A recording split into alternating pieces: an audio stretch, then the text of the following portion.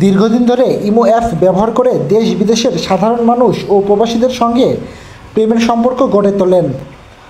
পরে ভিডিও কলে শরীরের বিভিন্ন অঙ্গ প্রত্যঙ্গ প্রদর্শন করে তা গোপনে ধারণ করত এবং এসব ভিডিওর ভয় দেখিয়ে ব্ল্যাকমেইল বা প্রতারণার মাধ্যমে হাতিয়ে নিত একটি চক্র।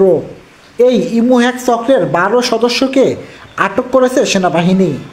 বুধবার ভোরে উপজেলার বিলমারিয়া এলাকায় অভিযান চালিয়ে তাদের আটক করা হয়।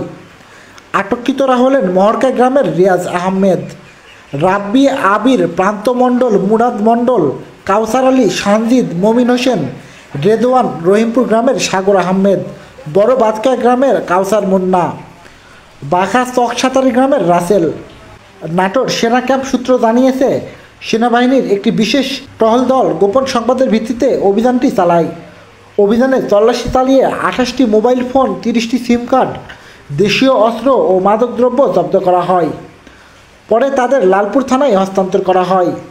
বিষয়টি নিশ্চিত করেছেন লালপুর থানার ওসি মমিনুজ্জামান।